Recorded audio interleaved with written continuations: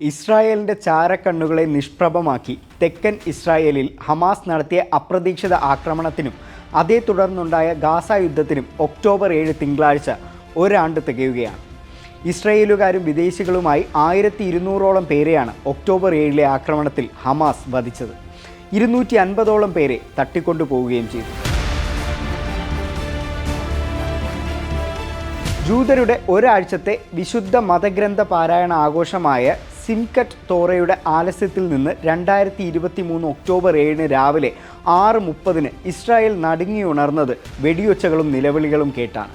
ഹമാസിൻ്റെ 5000-ലേറെ റോക്കറ്റുകളും മിസൈലുകളും ഇസ്രായേലിൻ്റെ ആകാശത്ത് ചീറിപ്പാഞ്ഞു. പലസ്തീൻ അനുകൂല സായുധ സംഘമായ ഹമാസ് കൃത്യമായ ആസൂത്രണത്തോടെ തെക്കൻ ഇസ്രായേലിനെ ആക്രമിച്ചു. കര, കടൽ, ആകാശ മാർഗങ്ങളിലൂടെ 7 ഇടങ്ങളിലേക്ക് 1000ഓളം ഹമാസുകാർ ഇരച്ചുകയറി.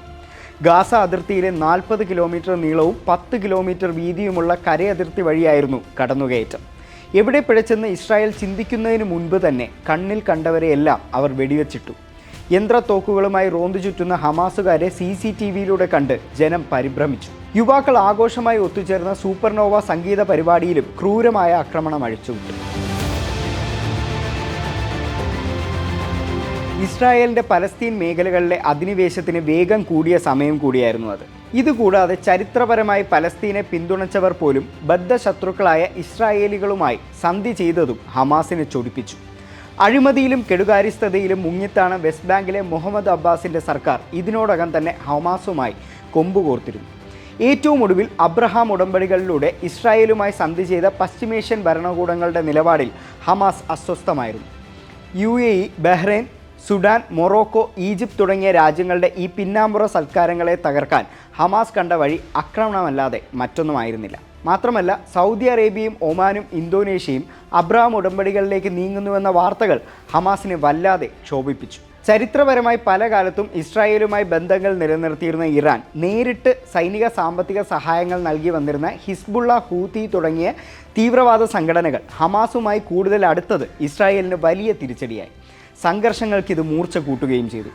ഇസ്രായേലിനകത്തെ ആഭ്യന്തര കലഹങ്ങളും മുതലെടുക്കാൻ പറ്റിയ സന്ദർഭമായി ഹമാസ് അതിനെ കരുതി. നെതന്യാഹുവിനെതിരെയുള്ള അഴിമതി ആരോപണങ്ങൾ ഏറ്റവും രൂക്ഷമായ സമയം കൂടിയായിരുന്നു അത്. ഇതുകൂടി മുതലെടുത്താണ് ഒക്ടോബർ 7 ഹമാസ് ഇസ്രായേലിൽ ആക്രമണം അഴിച്ചുവിട്ടത്. 21-ാം നൂറ്റാണ്ട് സാക്ഷ്യം വഹിക്കുന്ന ഏറ്റവും മാരകമായ യുദ്ധം 1 വർഷം പൂർത്തിയാക്കുന്ന വേളയിൽ അതിലേക്ക് ലെബനനും ഇപ്പോൾ വലിച്ചിഴക്കപ്പെട്ടിരിക്കുകയാണ്.